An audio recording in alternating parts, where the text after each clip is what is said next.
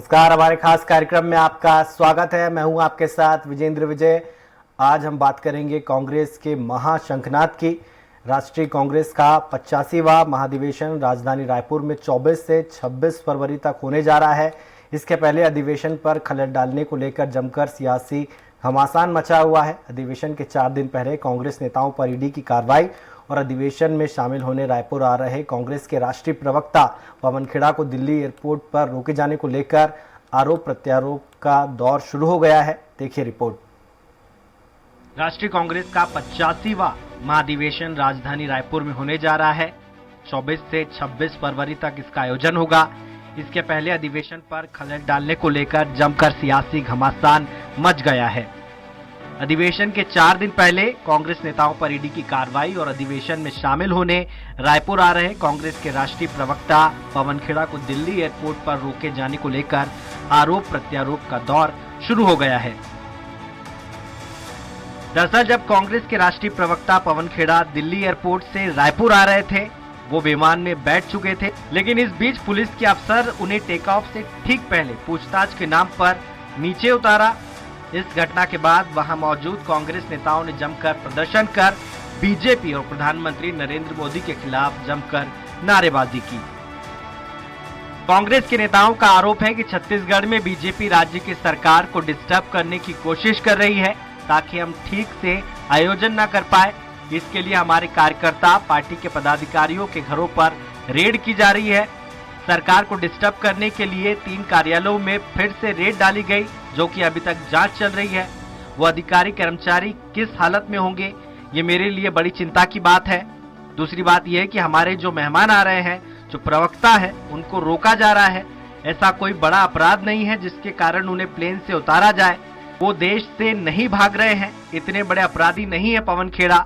दिन रात मीडिया में मौजूद रहते हैं, लेकिन दिल्ली एयरपोर्ट पर प्लेन से उतारे जाने का मतलब है कि भारतीय जनता पार्टी इस महाधिवेशन से डरी हुई है, किसी न किसी तरीके से इसे डिस्टर्ब करना चाहती है।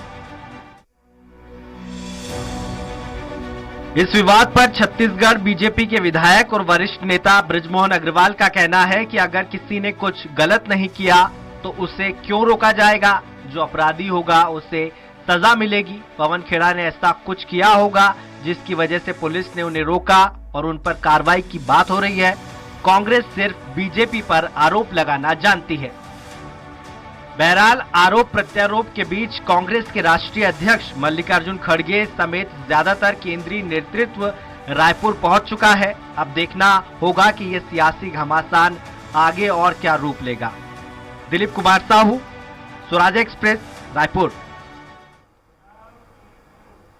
इस मुद्दे पर चर्चा करने के लिए हमारे साथ जुड़ गए हैं बीजेपी प्रवक्ता निशिकांत पांडे और हमारे साथ जुड़ गए हैं कांग्रेस प्रवक्ता संजीव शुक्ला। आप दोनों का बहुत बहुत स्वागत है। मेरा पहला सवाल संजीव जी से है। संजीव जी, आपकी पार्टी कह रही है कि जानबूझ के आपकी पार्टी को तंग किया जा रहा है ईडी की तरफ से भी, और फिर आज जो पवन खेड़ा के साथ हुआ है वो भी एक नया अध्याय है। इसे आप कैसे देखते हैं? माध्यम से सभी व्यूअर्स को जय जोहार। देखिए, ये तो शुरू दिन से ये बात तय है और ये कहानी आज से नहीं, जिस दिन से भारत जोड़ो यात्रा शुरू हुई है, ये कहानी उस दिन से चालू हुई है। पटकथा लिखना इन लोगों की, जो डायरेक्टर जो भी इनके होंगे, वो उस दिन से इस कहानी को लिखना चालू कर रहे हैं कि कैसे पहले भारत जोड़ो यात्रा को कैसे स्पॉइल किया जाए, कैसे उसका जो प्रचार किया जाए। फिर इसके बाद भारत जोड़ो यात्रा की अपार सक्सेसफुल को देखने के बाद और राहुल गांधी जी को जो जन समर्थन मिला है, जो लोगों से जुड़ पाए, उसको देखने के बाद जब इनको लगा कि अब राहुल जी से ज्यादा पब्लिक कनेक्ट हो रही है, तो अब ये अधिवेशन के माध्यम से जो संदेश निकलेगा ये पूरे देश में जाएगा, ये बड़ी क्रांति हो जाएगी। और ये निश्चित तौर पर है कि आने वाले चुनाव में फेरबदल की यहाँ पे संभावना है। इसको मद्देनजर रखते हुए ये लोग जितनी एजेंसियां केंद्र के अधीन हैं, उन सब को एक गुंडे के रूप में उपयोग कर रहे हैं। कभी ईडी का छापा पड़वाते हैं, कभी किसी को गिरफ्तार करवाते हैं, और मिलता जुलता कुछ नहीं है। केवल ये बोतल के जिन के जैसा काम कर रहे हैं जो हैरान परेशान कर सकता है। लेकिन आप यकीन मानिए, ये सत्य है और ये सत्य ऐसी भांति है जो प्रताड़ित लोग इस सत्य को कर सकते हैं, लेकिन पराजित इस सत्य को नहीं कर पाएंगे। ये कांग्रेस का महाअधिवेशन अपार सफलतापूर्वक संपन्न होगा, ये मेरा आपके चैनल के माध्यम से वादा है। जी जी, हमारे साथ बीजेपी से जुड़े हुए हैं पांडे जी। पांडे जी, आपकी पार्टी कह रही है कि मुद्दों से ध्यान भटकाने के लिए अधिवेशन का आयोजन किया जा रहा है, आपको ऐसा क्यों लगता है? क्योंकि हर पार्टी चाहती है उसका अधिवेशन हो और वो अपने कार्यकर्ताओं को जोड़कर रखे। बिल्कुल, हर पार्टी का ये मतलब अधिकार की है और लोकतंत्र है हमारे देश में, वो हर पार्टी अपने अधिकार का इस्तेमाल कर सकती है। लेकिन जो विषय है, जो विषय ये लोग कांग्रेस की पार्टी उठा रही है कि अधिवेशन के समय ईडी की छापेमारी चल रही है। एक्चुअली क्या है, छत्तीसगढ़ में ईडी, छत्तीसगढ़ को ईडी से ज्यादा प्रेम हो गया है। इतने इनके धन दौलत अकुट संपत्ति निकल रही है और उसके सिंडिकेट इतने बड़े हैं कि उसको पकड़ने में, खोजने में उनको समय लग रहा है और समय उसके लिए निर्धारित नहीं है। पहले बोलते थे भारत जोड़ो यात्रा से डर गए हैं, अभी बोलते हैं कि अधिवेशन से डर गए। लेकिन मुख्य विषय क्या, कांग्रेस का अधिवेशन हो रहा है, उससे हमको डरने की क्या हो सकता है? 52-51 सीट पे जो पार्टी बैठी है, जिसका नेतृत्व करता नहीं है, जिसके पास कार्यकर्ता नहीं है, नेतागण नहीं है, सारे नेता पार्टी छोड़ छोड़ के जा रहे हैं, उस पार्टी से किसको डरना चाहिए? जिस पार्टी को विपक्ष अपना चेहरा बनाने को तैयार नहीं है, उस पार्टी से भारतीय जनता पार्टी क्यों डरेगी? मतलब मेरा सवाल तो ये है कि क्यों डरेगी? रही बात पवन खेड़ा जी की, जो बात इन्होंने कहा, पवन खेड़ा है कौन?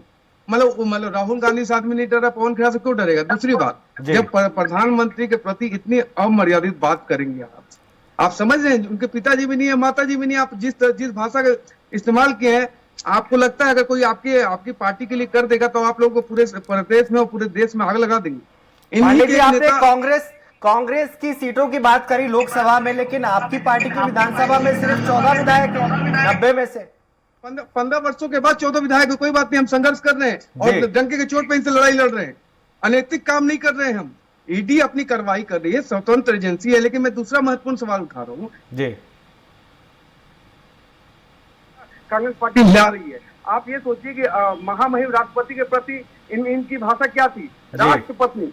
और गलती से कोई व्यक्ति अगर मतलब भाजपा का या किसी और पार्टी का या आम जनता भी अगर सोनिया जी को राष्ट्रपति बोल दे, ये लोग आग लगा देंगे पूरे देश में। आप समझिए, उस आदिवासी महिला के प्रति ऐसा घृणा की भाव इन लोग रखते हैं। ठीक है, मैं इस पे कमेंट के लिए जाऊंगा। मेरे सहयोगी दिलीप साहू जुड़े हुए मेरे साथ। दिलीप, एक बड़ा इवेंट है कांग्रेस पार्टी के लिए, छत्तीसगढ़ कांग्रेस के लिए भी 2023 में विधानसभा के चुनाव होने में है। ऐसे में क्या कुछ निकलेगा इस अधिवेशन से कांग्रेस के लिए? ठीक है, दिलीप से हम संपर्क करने की कोशिश कर रहे हैं। मैं रुक करूंगा संजीव जी से। संजीव जी, कितना खास है आपके लिए ये महाअधिवेशन, क्योंकि पहली बार छत्तीसगढ़ की धरती पर हो रहा है ये? जी, ये केवल और केवल कांग्रेस के लिए नहीं, मैं समझता हूँ कि छत्तीसगढ़ के लिए गौरव की बात है कि एक राष्ट्रीय स्तर की पार्टी का अधिवेशन छत्तीसगढ़ को अगुवाई करने का अवसर मिला है। हम आज अतिथि देवो भव के अनुरूप सभी को, क्योंकि इसमें केवल छत्तीसगढ़ के कांग्रेस के लोग नहीं, समस्त देश के कांग्रेसजन यहाँ पर एकत्रित होंगे। तो एक अतिथि देवो भव की भावना से यहाँ सबको एक सम्मान करना चाहिए और किसी भी पार्टी का अधिवेशन हो, किसी प्रकार की ऐसी चीजें नहीं करना चाहिए जो अधिवेशन में किसी प्रकार का कोई उसमें नींद में निकाले या कोई दुर्भावनावश कोई काम करे। अभी भारतीय जनता पार्टी के वक्ता कह रहे थे कि ईडी अपना काम कर रही है। हमारी पार्टी ने भी लिख के दिया है कि 6000 करोड़ रुपए का छत्तीसगढ़ में चिटफंड घोटाला हुआ है, उसकी जांच कीजिए। हमारी पार्टी ने भी लिख के दिया हुआ कि 3600 करोड़ का नान घोटाला हुआ है इस प्रदेश में, चावल घोटाला हुआ है, आप उस पर जांच कीजिए। हमारी पार्टी ने भी लिख के दिया हुआ है कि रमन सिंह जी समेत उनके पुत्र समेत उनके पास में संपत्ति उनकी आय से ज्यादा है, उस पर जांच कीजिए।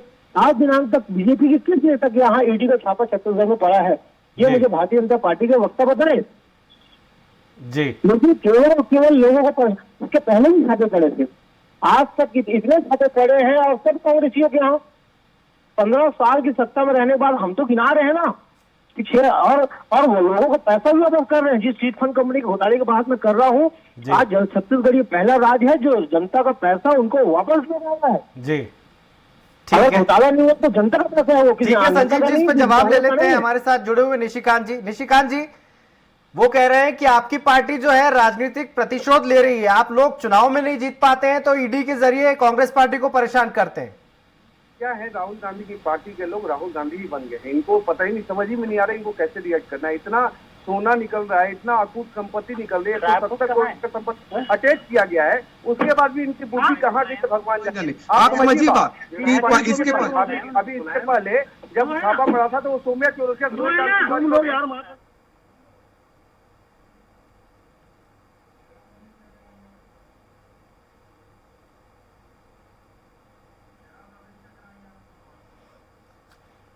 निशिकांत जी, आपको टोकना चाहूंगा, सीधे आपको लिए चलते हैं रायपुर, जहां पर जयराम रमेश एक प्रेस कॉन्फ्रेंस को संबोधित कर रहे हैं। आइए सुनवाते हैं आपको वो क्या कुछ कह रहे हैं। इसमें सरकार बुरी तरह से फंसी हुई है, प्रधानमंत्री खुद इसमें इनकी भूमिका है। LIC, state bank of India, bank of Baroda, UTI, सारे सार्वजनिक क्षेत्र के वित्तीय संस्था इसमें जो करोड़ों परिवार की बचत इन संस्थाओं में है और इन संस्थाओं को धमकी देकर अडानी की कंपनियों में निवेश करने का आदेश दिया गया है। इसके पहले एक और बहुत बड़ा घोटाला था गुजरात में, GSPC का 20,000 करोड़ रुपए का घोटाला।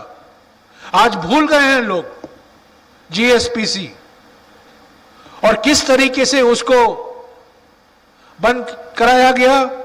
ONGC, एक पब्लिक सेक्टर कंपनी को जबरदस्ती कहा गया कि आप GSPC को खरीदो।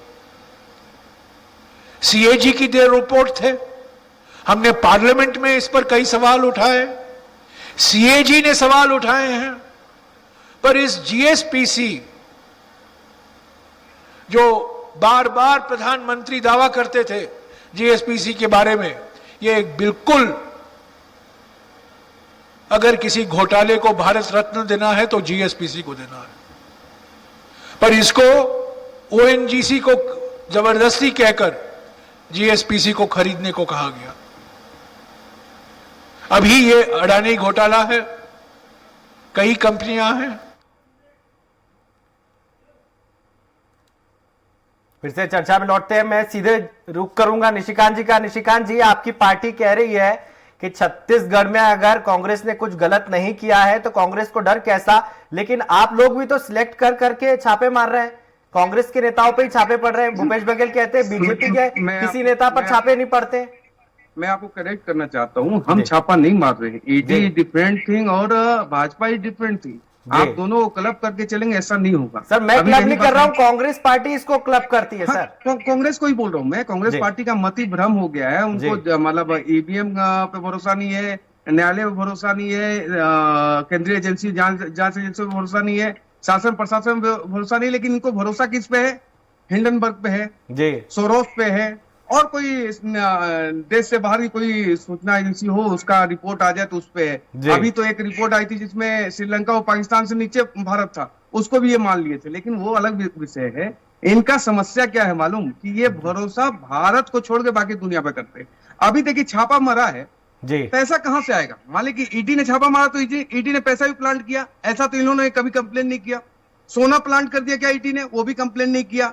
इतने दिन से इनको न्यायालय बेल नहीं दे रहा है। इनके अधिकारियों को शर्म आनी चाहिए। मतलब मुख्यमंत्री का सचिवालय से उप सचिव जेल में है, एक IAS जेल में है, और उनको बेल नहीं मिल रहा। और ये लोग प्रेस कॉन्फ्रेंस करके भाजपा। ठीक है पंडित जी, आऊंगा आपके पास, मैं रुक करूंगा दिलीप साहू का। दिलीप मेरे सहयोगी बने हुए हमारे साथ। दिलीप, कैसे देखते हैं इस पूरी राजनीति को? पवन खेड़ा को रोका गया, फिर उनको हिरासत में लिया गया, फिर उसको सुप्रीम कोर्ट से उनको राहत मिली है, एक पूरा एक अध्याय बन गया है। किस तरीके से परेशान किया जा रहा है कांग्रेस के नेताओं को, तमाम आरोप लगा रही है पार्टी बीजेपी पर।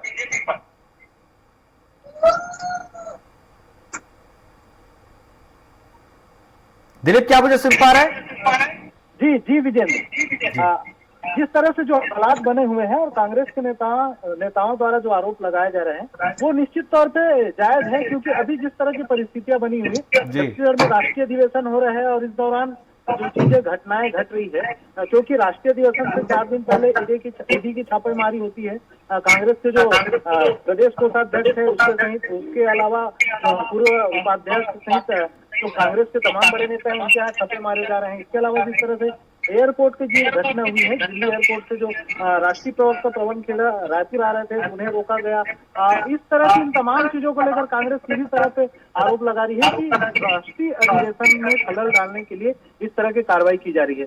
पहले भी कांग्रेस ओर से यह आरोप लगाते रही है क्योंकि ईडी की या सीबीआई या दूसरे जो संवैधानिक संस्थाएं हैं, उनकी जो कार्रवाइयां हो रही है वो 90% कार्रवाइयां हैं वो विपक्ष के ऊपर की जा रही है। ये आरोप सीधे तौर पे कांग्रेस लगा रही है और उनका कहना है कि अगर ईडी निष्पक्ष रूप से कार्रवाई कर रही है, अगर भ्रष्टाचार के ही मामले पे कार्रवाई हो रही है, तो भाजपा शासित राज्यों में क्यों कार्रवाई नहीं हो रही है? 15 साल तक बीजेपी का शासन था छत्तीसगढ़ में, उस दौरान जितने घपले घोटाले हुए उन मामलों में क्यों ईडी कार्रवाई नहीं करती? इस तरह से कांग्रेस की ओर से लगाए जा रहे हैं।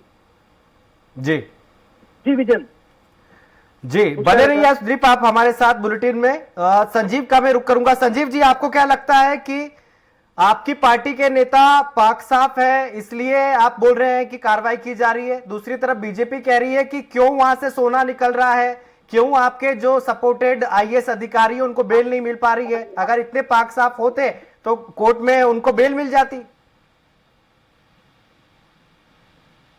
देखिए, पहले तो मैं ये कहता, मैंने पहली लाइन अपनी यही चालू की थी कि सच प्रताड़ित हो सकता है, पराजित नहीं हो सकता जी। आज ईडी के माध्यम से, तमाम एजेंसियों के माध्यम से, केंद्र सरकार के माध्यम से आप हमको प्रताड़ित तो कर सकते, लेकिन पराजित नहीं कर सकते।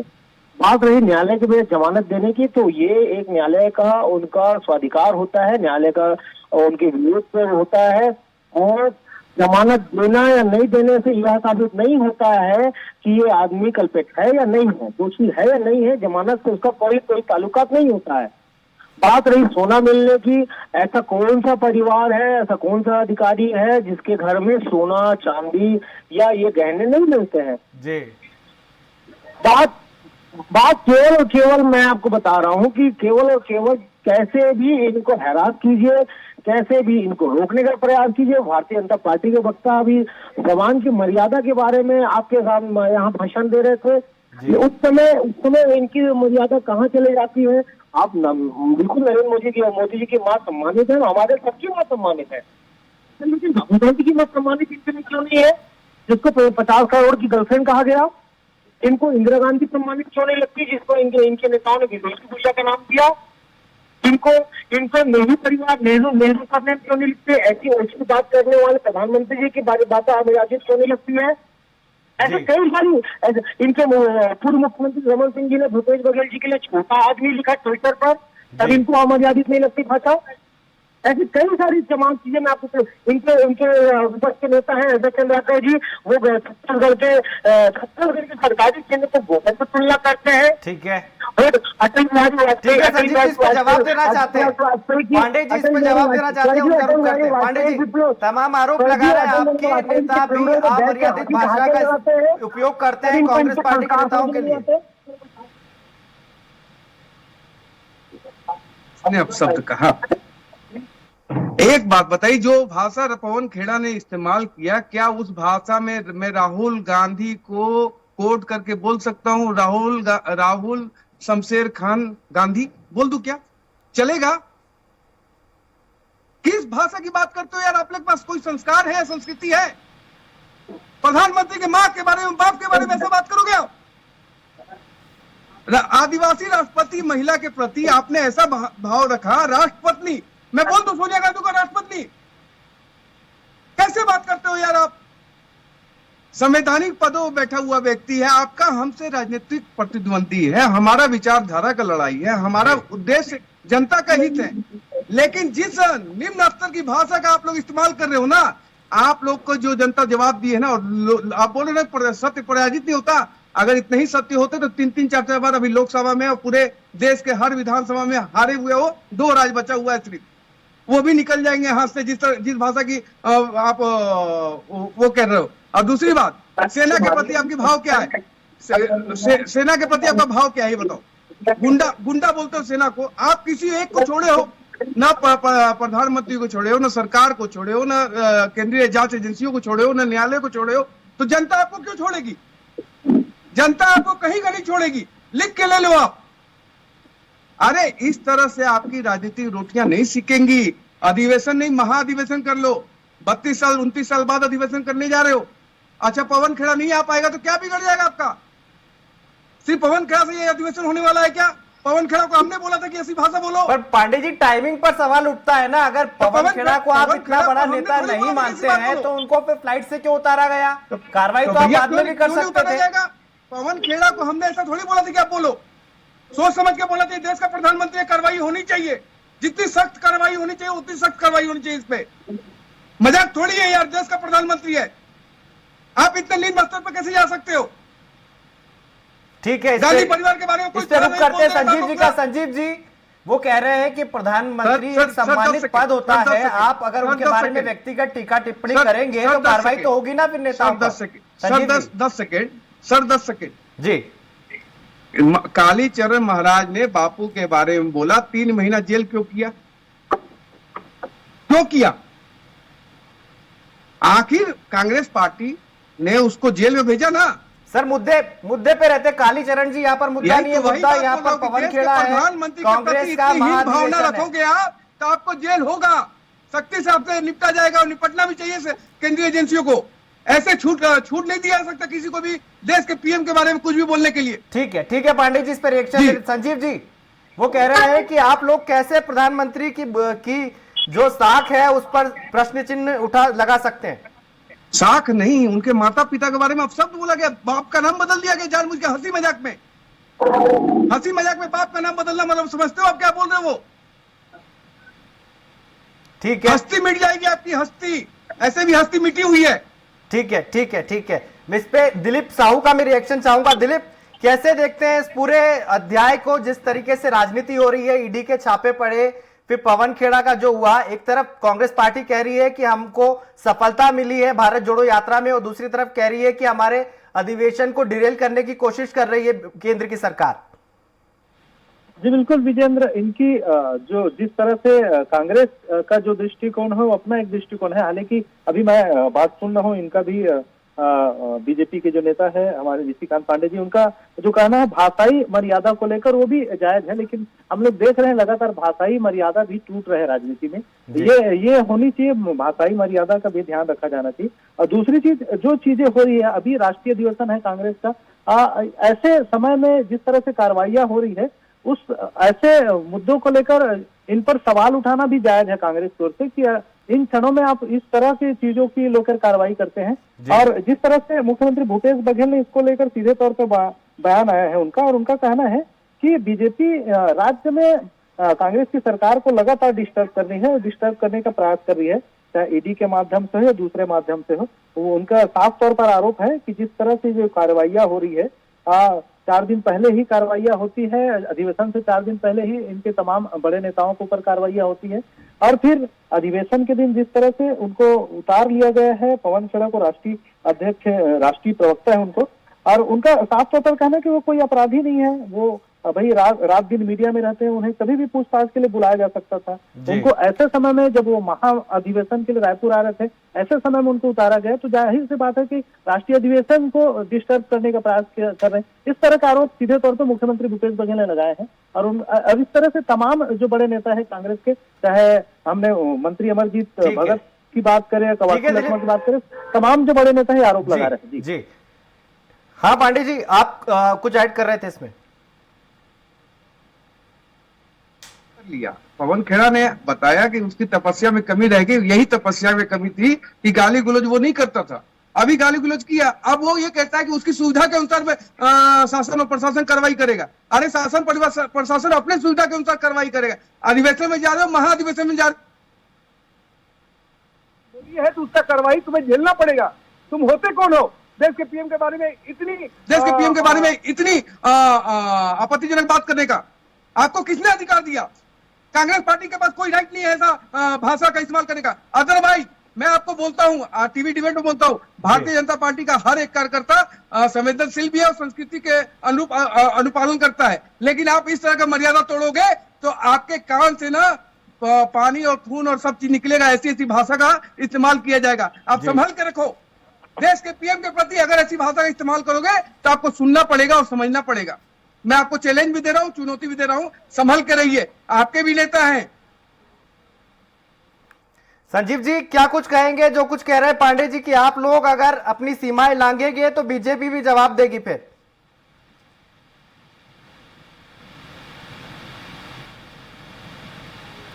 संजीव जी, क्या आप मुझे सुन पा रहे हैं? जी, आप सभी मेहमानों का बहुत बहुत शुक्रिया। समय का अभाव है इसलिए चर्चा को यहीं विराम देंगे। हम आपको बता दें कि हम चर्चा कर रहे थे आज इस मुद्दे पर, जो है कांग्रेस का महाशंखनाद अधिवेशन होने जा रहा है। 3 दिन कांग्रेस चुनावी समर में उतर चुकी है। अपने महाधिवेशन के जरिए पार्टी अपने संगठन में जान फूंकने की तैयारी में है। दूसरी तरफ बीजेपी पर आरोप लगा रही है कांग्रेस पार्टी कि उनके अधिवेशन को फीका करने के लिए कांग्रेस के नेताओं को टारगेट किया जा रहा है। फिलहाल इस चर्चा में इतना ही। आप देखते रहिए स्वराज एक्सप्रेस। नमस्कार।